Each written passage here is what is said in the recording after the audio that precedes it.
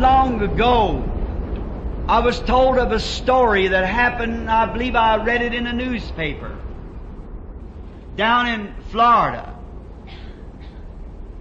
They have many great storms that sweeps through Florida. Typhoons that come in off the sea and brings the water for city blocks up into the city and sweeps out everything.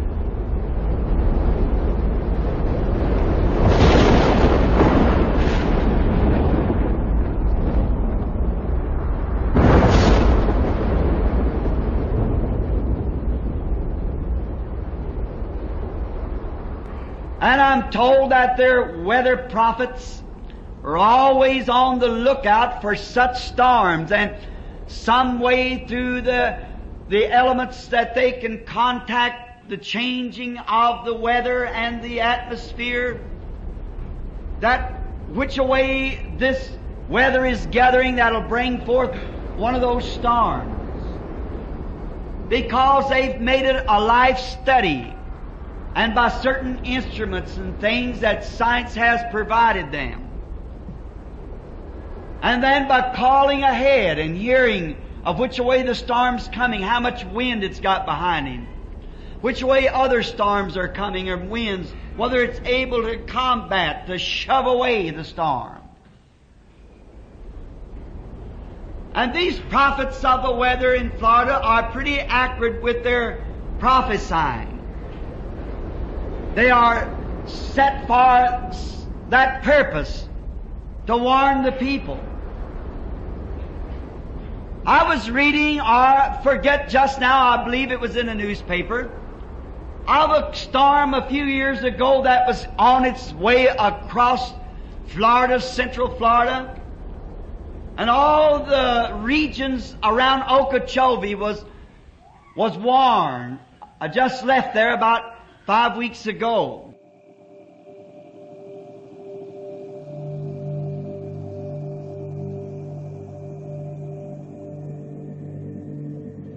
And there was a neighbor man who kept in contact with radio all the time because of these storms, and he was a very renowned Christian, and he heard that the great typhoon was coming that way, twisting down trees, and everyone was warned to get to safety. And he thought of his neighbor who had a chicken farm and some light buildings with their chickens in them, their brooder houses and so forth, and their pens where all that they had in life was tied up with these chickens of their living. And he rushed quickly, frantically up to the gate and stopped his car and jumped out and said to this fellow, "Take all the chickens and put them in your storm shelter, and you rush over to mine, because there is coming a typhoon or a storm that's going to twist everything down."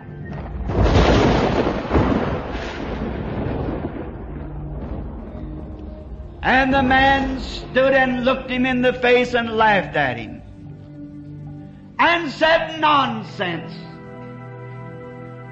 I've heard them predict such things before, and it never did happen." And the Christian neighbor was so excited, he said, "But what if it does happen?"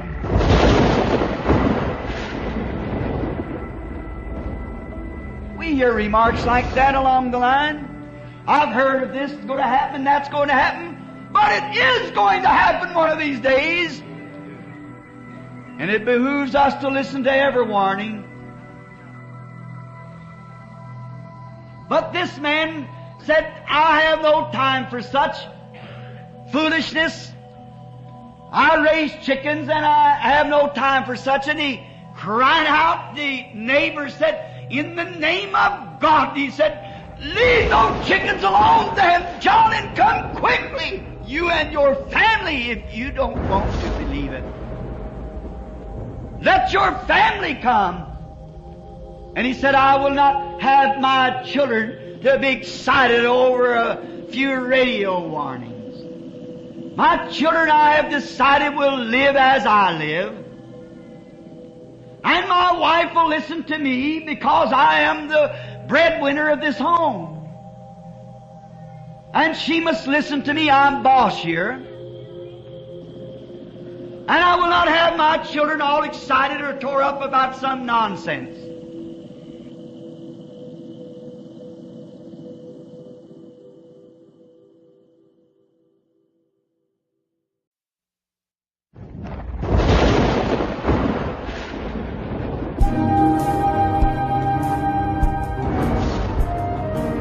And the neighbor was turned, and he went to his home, into his shelter, and all of a sudden, the cloud was up on him before they knew it. That's the way judgment strikes. It comes so sudden. You wonder how it can get there so quick. How I've seen cruel man who once cursed God fall and scream and say, how could you treat me this way? The whole every foundation was swept out from under him in a moment. It pays to take warning. Oh, you might laugh at the messenger. You might be able even to kill him. But you cannot kill the message. Go on just the same. God's message is eternal. His words will never fail. Paul was successfully in having Stephen stoned, but all through his life until he surrendered to Christ was he never able to get away from that message. I see heavens open and Jesus standing at the right hand of God. Something got a hold of him. It wasn't the messenger, it was a message he had.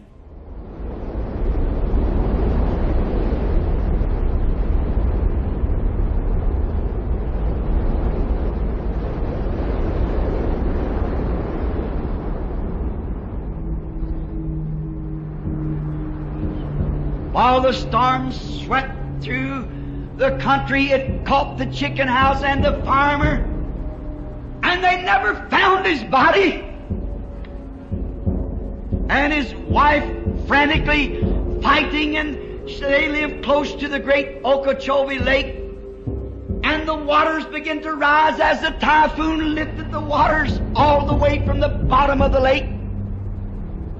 And the waters sweeping until the mother knew there was no hope but to get her children on top of the building. And she got her children and got them on top of the building, holding on to the chimney of the house. And then the wildlife, the cottonmouth moccasin, I believe a more deadly snake than your diamondback rattler, they was crawling for safety. And they come on the roof with her. And by listening to her husband, not taking heed to the warning,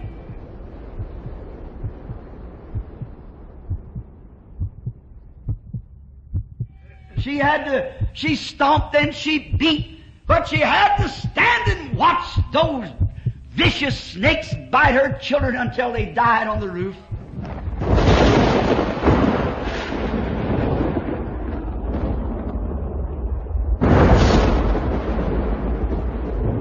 And the mother herself was bitten so much until finally she died. That's the only way we got the story.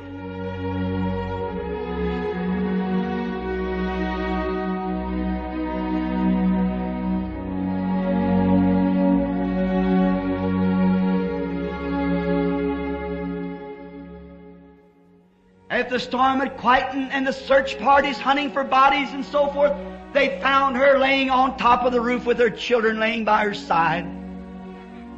Oh, it pays to take warning. The first thing to do before there can be a warning, there has to be a preparation made for safety. Or there's no need of sending a warning. And the warning is only a voice of one having you to prepare for the danger.